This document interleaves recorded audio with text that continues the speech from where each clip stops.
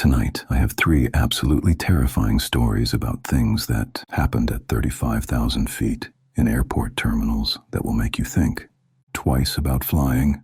These are real accounts from real people who experienced genuine horror while trapped in confined spaces with no way to escape.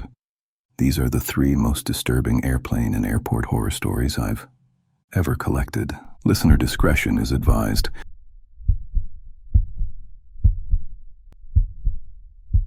My name is James, and I've been a flight attendant with United Airlines for 15 years. I've worked every type of aircraft in the United commercial fleet: 737S, 757S, 767S, 777S, 787S. I've logged over 12,000 flight hours. Across 57 different countries, I've seen drunk passengers. I've seen medical emergencies. I've seen couples having sex in the bathroom. I've seen people try to open emergency exits at 35,000 feet. I thought I'd seen everything that could possibly happen on an airplane. But what I'm about to tell you happened on February 14th, 2018, Valentine's Day, on United Flight 247 from Newark to London Gatwick, and it's something that still disturbs me to this day.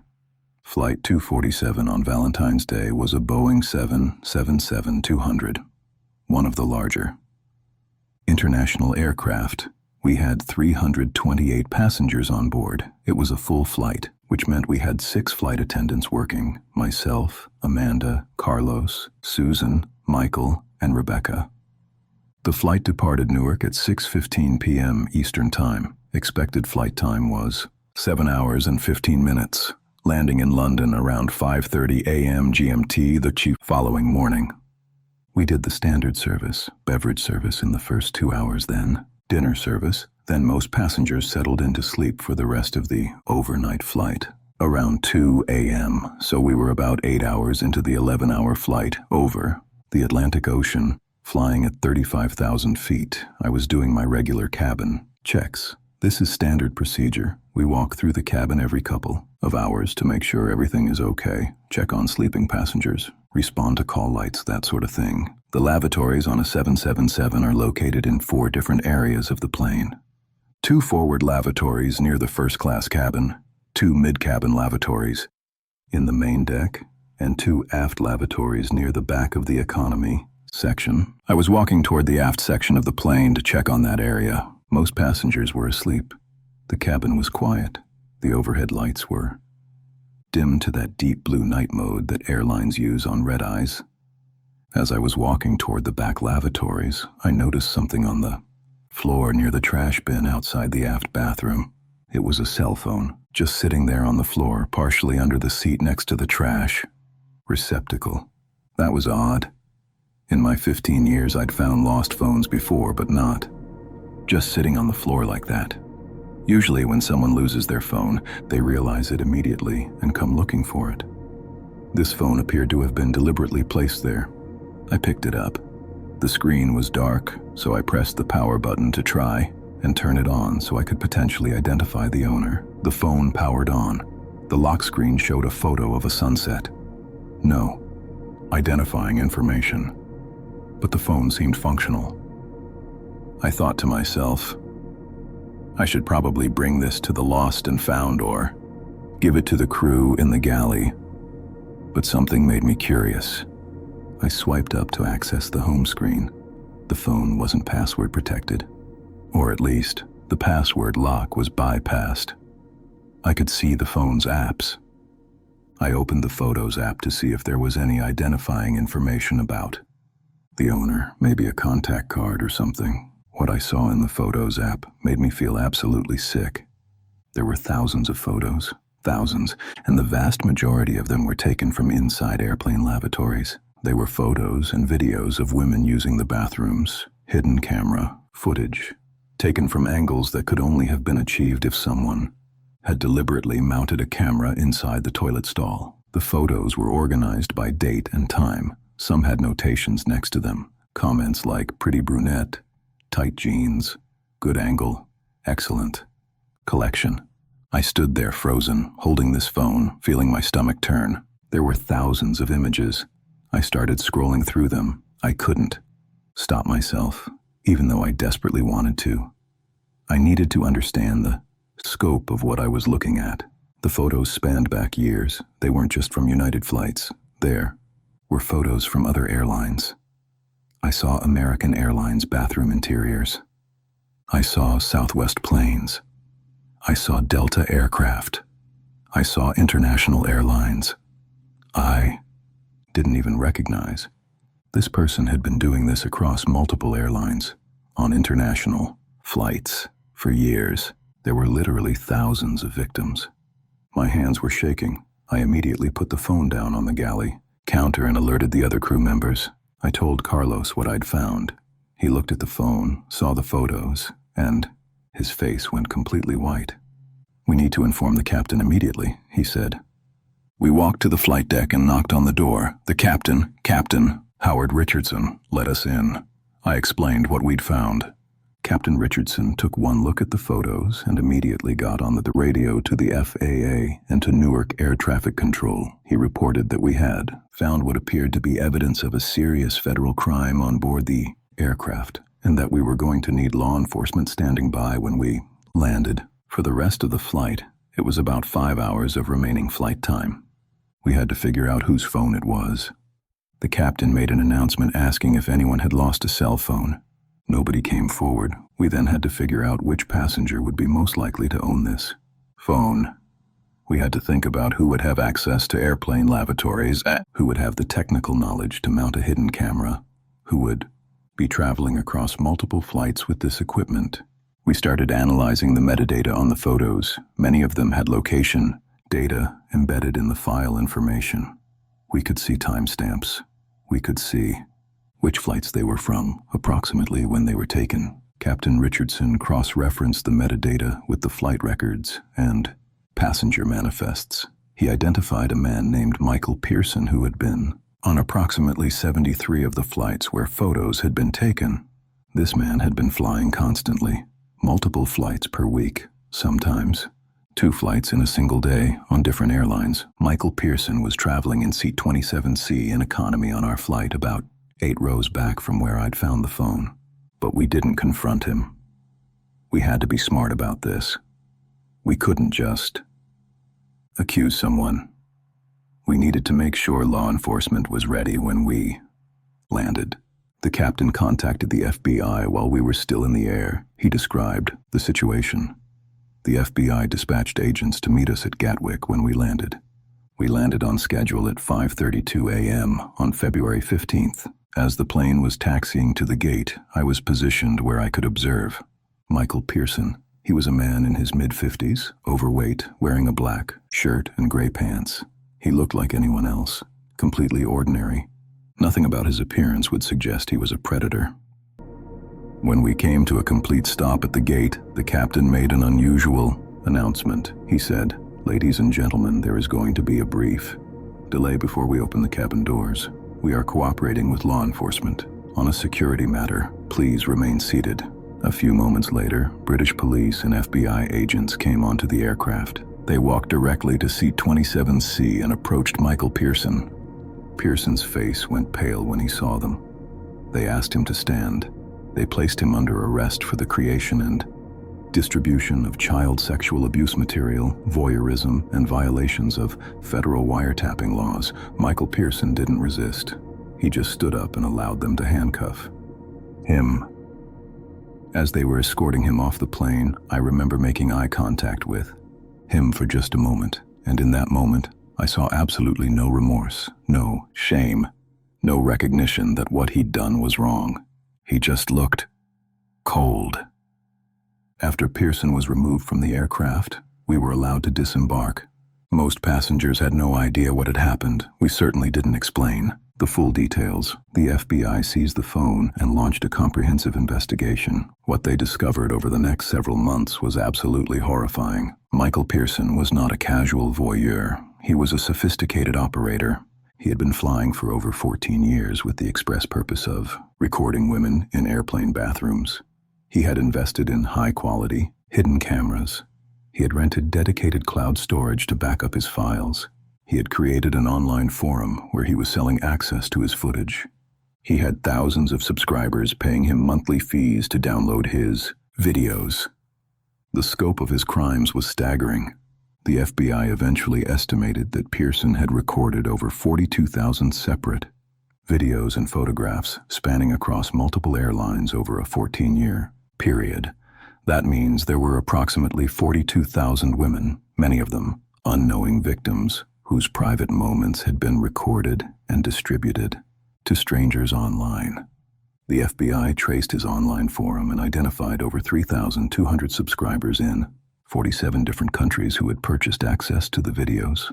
Michael Pearson was charged with federal crimes, carrying a mandatory minimum of 25 years in prison. He was sentenced to 37 years in federal custody. The subscribers to his forum faced separate charges and criminal prosecution. But here's what still haunts me about this story. If I hadn't found that phone, if I hadn't picked it up, if I'd just reported it to Lost and Found and moved on with my shift, Michael Pearson would still be flying today. He would still be recording women. He would still be getting away with it. We don't know exactly when Pearson stopped physically boarding planes to record and started accepting deliveries of footage from other people who were doing it for him. But by the end, it wasn't just him operating alone. He had created an entire criminal enterprise, and we almost missed it completely. I still work as a flight attendant. I'm not traumatized by this story in a way that prevents me from doing my job, but it changed how I see the airplane environment. It made me realize that there are predators everywhere. They look normal, they dress normally, they don't advertise what they're doing, they hide it carefully and methodically. And sometimes the only thing that stands between them and their next victim is pure chance. I'm 99% certain that if I'd made different decisions on that flight, if I'd ignored that phone, if I'd decided not to look inside it, if I'd dismissed my suspicions, Michael Pearson would have landed in London, rented a car, driven away, and booked another flight for the following week to continue his crimes. And 42,000 women and counting would have had their privacy violated without ever knowing it was happening. I'm Captain Martinez, and I've been flying commercial aircraft for 22 years. I'm currently based out of Denver International Airport, flying for United Airlines, primarily on domestic routes, though I've occasionally picked up international assignments. I've flown over 15,000 hours across multiple aircraft types. I've experienced plenty of genuine emergencies, severe turbulence, mechanical failures, medical crises at altitude, even a bird strike that resulted in an emergency landing in a cornfield in Nebraska. But nothing, and I mean nothing, prepared me for what happened on February 3rd, 2019, on United Flight 401 from Los Angeles International to New York, LaGuardia. That flight was a red-eye departure. We pushed back from the gate at 11:47 p.m. Pacific Time on February 2nd. The aircraft was a Boeing 757-200, a mid-range aircraft configured with 177 passengers, 6 flight attendants, myself as its captain, and my first officer, Captain Jennifer Wu. The scheduled flight time from LAX to LGA was about 4 hours and 45 minutes. We were expected to land at approximately 8:30 a.m. Eastern Time on February 3rd. Most of the passengers were settling in to sleep for the overnight flight. The cabin lights were dimmed. People had their blankets and pillows. It was a typical red-eye atmosphere. We reached cruising altitude of 37,000 feet around 12:35 a.m. The flight was proceeding normally. First Officer Wu and I were monitoring instruments, following our flight plan, and everything was operating as expected. Around 2 a.m., we were about 2 hours into the flight, over the middle of the country, flying east over what would have been Kansas or Oklahoma. Something happened that broke the routine. One of the flight attendants, her name was Michelle, and she was working the aft galley, pressed the call button in the flight deck. This wasn't unusual. Flight attendants call the flight deck sometimes for routine reasons, passenger requests, questions about procedures, that sort of thing. I pressed the button to answer her. She said, "Captain, "We have a passenger up here causing a disturbance. He's being very loud and disruptive. We're not sure what's wrong with him." I asked her to describe the situation. She said the man was sitting in seat 23F and had suddenly started shouting. He was saying things about government surveillance and false flags, and the plane is being controlled. He was disturbing other passengers who were trying to sleep. I told Michelle to try to calm him down, offer him water, see if she could de-escalate the situation.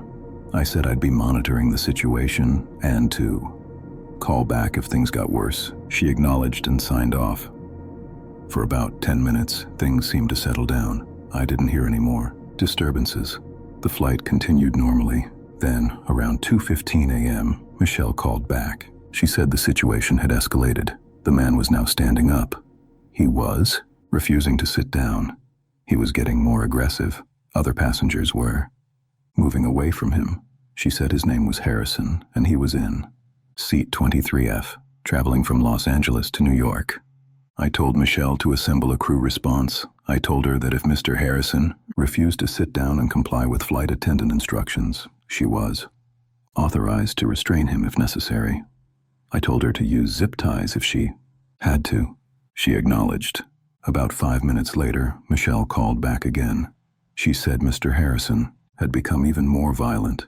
He had thrown a meal tray. He had hit one of the male flight attendants, Marcus, in the chest. He was now moving toward the forward cabin, toward the cockpit. This was now a security threat. I made an immediate announcement to the cabin. I said, "Ladies and gentlemen, this is the captain. We have a passenger who is refusing to comply with flight attendant instructions.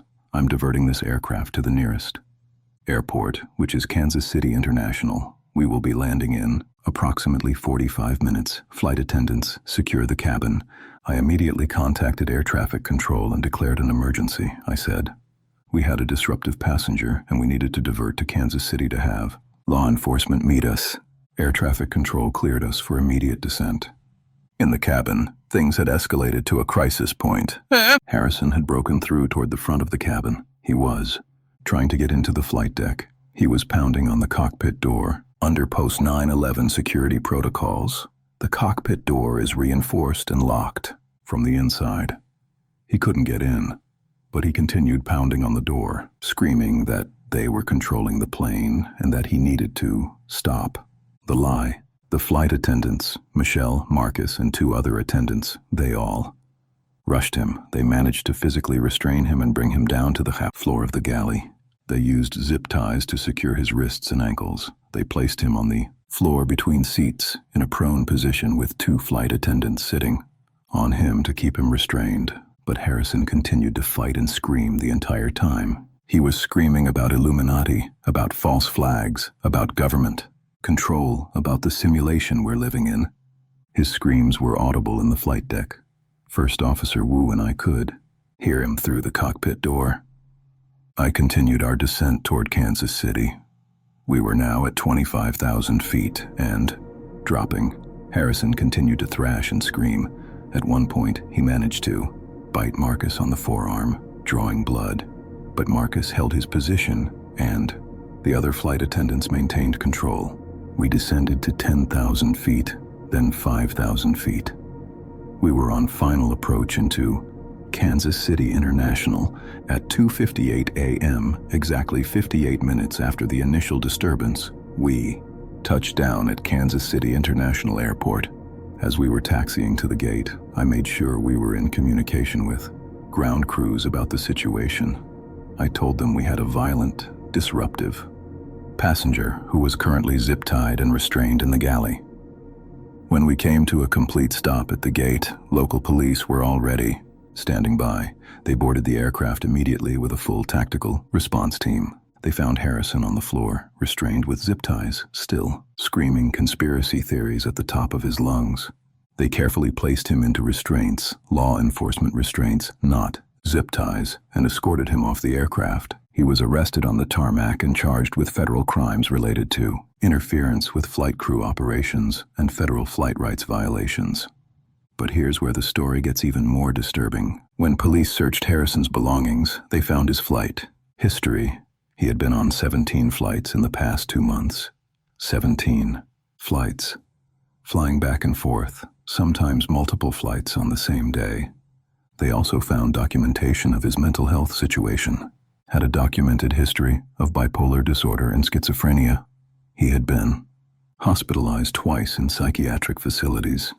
He had been prescribed antipsychotic medications. He was not supposed to be flying, but here's the critical part. Airlines don't have access to people's mental health records. TSA doesn't screen for psychiatric conditions.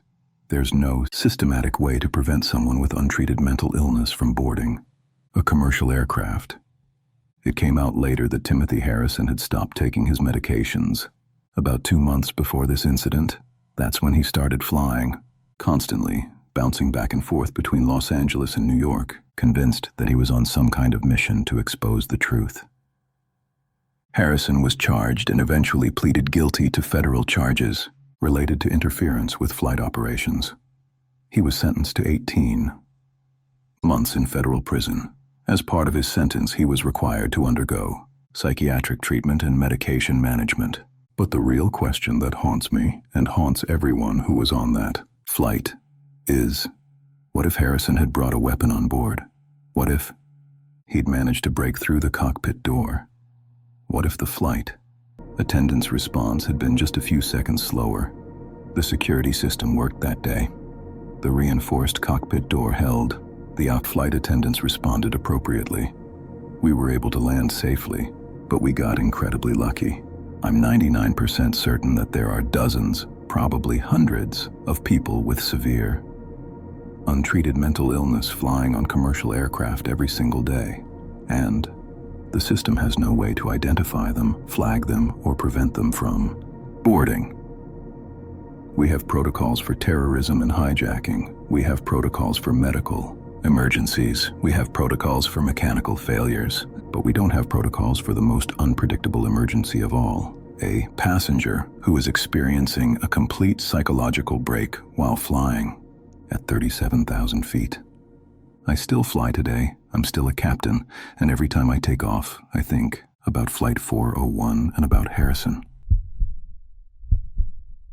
My name is Maria, and I've been a flight attendant for 18 years. I've worked for 3 different airlines, American, Lufthansa, and most recently, United. I've worked across every continent. I've seen poverty and wealth. I've seen human kindness and human cruelty. I've developed an instinct for when something is wrong. This story takes place on March 12th, 2017, on United Flight 857 from Houston, intercontinental to Cancun International Airport. It was a Tuesday afternoon departure, 2:30 p.m. local time. The aircraft was a Boeing 767-300, configured with 242 passengers. The flight time was approximately 3 hours and 30 minutes.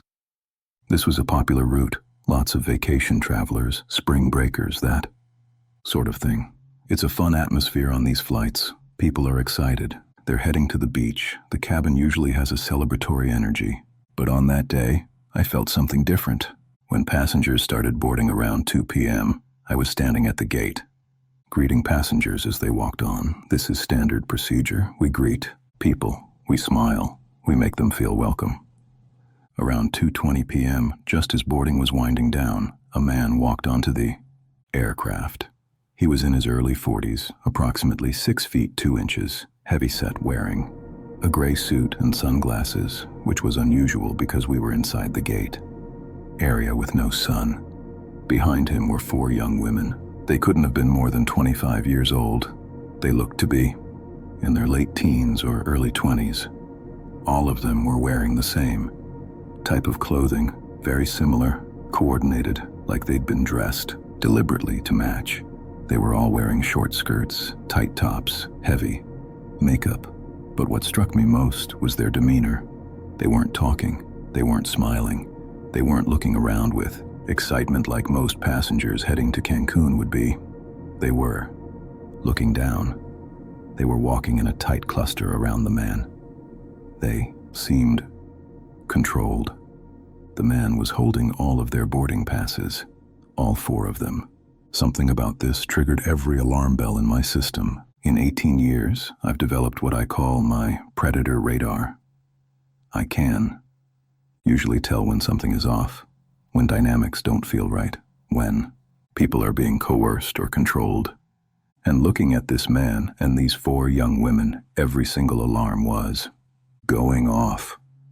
The man led the 4 women to their seats, which were all in a block, 17F, 17G, 18F, and 18G. He sat in one of them.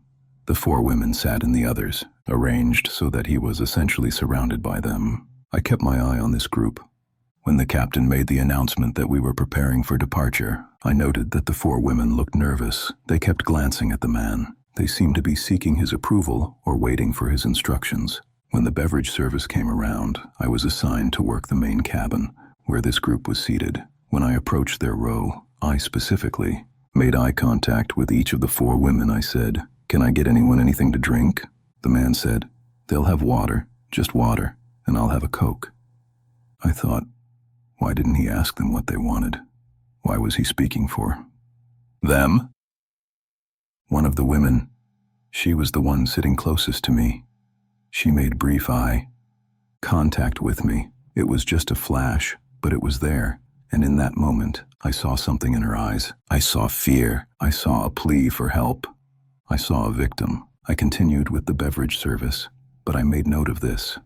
I went back to the galley and told my colleague, Robert, what I'd observed. I said, "I think we might have a trafficking situation on board."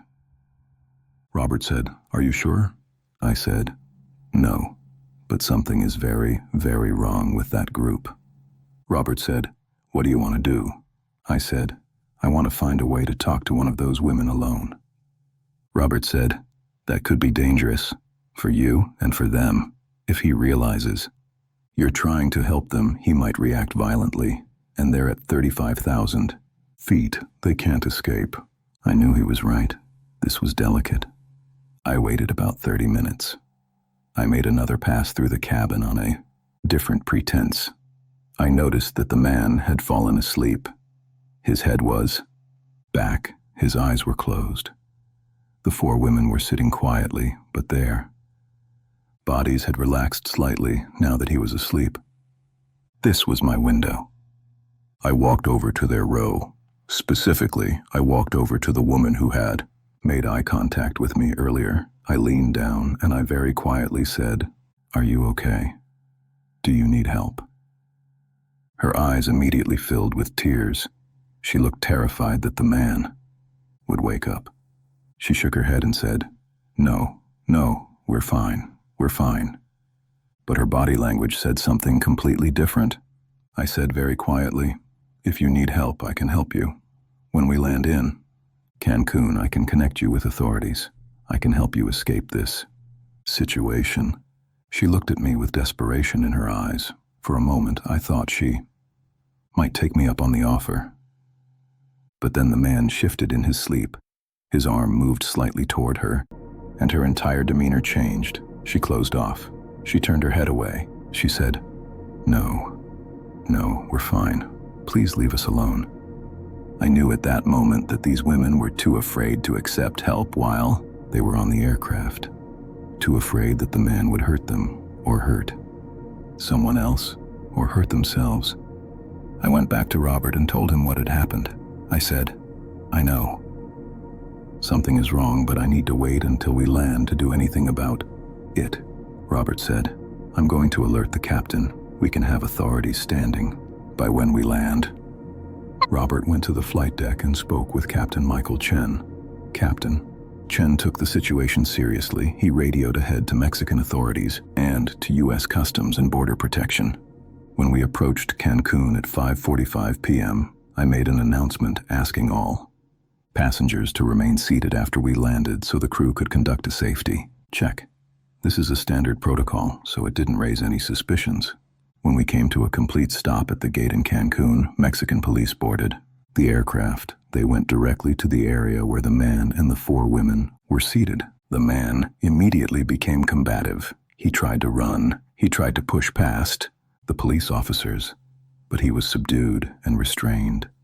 The 4 women broke down. They started crying. They started talking, overlapping each other, telling their stories. What Mexican authorities discovered over the next several days was absolutely horrifying. The man's name was Victor Hernandez. He was a sex trafficker operating an international trafficking network. He had been recruiting young women from Central America and Mexico, convincing them with false promises of legitimate jobs, modeling, hospitality work, that sort of thing. Once he had them, he would confiscate their identification documents. He would use threats and violence to control them. He would force them into sex work. The 4 women on our flight were being transported from Houston to Cancun to be delivered to a trafficking operation operating in the Cancun resort area. These women had been promised legitimate hospitality jobs. They had been told they'd be making good money, that they'd have housing provided, that it would be safe and legal work. Instead, they were about to be sold to human traffickers. Mexican authorities connected with U.S. law enforcement.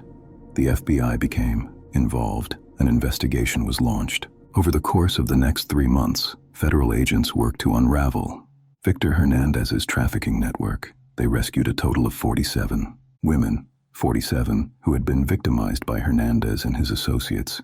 Some of these women had been missing for years. Some of them had been trafficked across borders multiple times.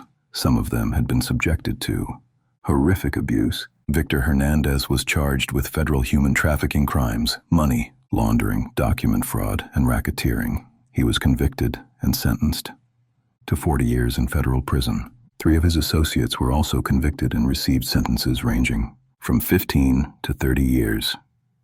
But here's what still haunts me about that flight. I almost didn't report what I saw. Robert was right that it could have been dangerous. I could have put myself or other passengers at risk by confronting the situation too, directly. I had to make a judgment call. I had to trust my instincts enough to report it, but be smart enough not to directly intervene in a way that could have provoked violence. If I'd been wrong, I would have subjected an innocent man and 4 innocent women to police scrutiny based solely on my suspicion. That would have been a serious overreach. But because I trusted my instincts and reported what I saw to the captain, 47 women were rescued from a trafficking network. 47 women who would have disappeared into a criminal underworld got their lives back. I'm 99% certain that if I'd ignored what I saw on that flight, if I'd decided it wasn't my responsibility to report it, if I'd convinced myself that I was just being paranoid, those 47 women would still be in captivity today. That flight lasted 3 hours and 30 minutes. But the impact of that flight continues to this day. Those were 3 very disturbing airplane and airport horror stories. 3 different scenarios, 3 different crimes, 3 different outcomes. But they all have one thing in common. They all involve someone who was vulnerable, someone in a confined space, someone in an environment designed to be safe. But that turned out to be anything but. If you fly frequently, trust your instincts. If something feels wrong, it usually is. If you see suspicious behavior toward you or toward other passengers, report it. Tell a flight attendant. Tell airport security. Tell someone. If you're traveling alone, let someone know your flight details, your destination, your itinerary. Check in with family or friends when you land.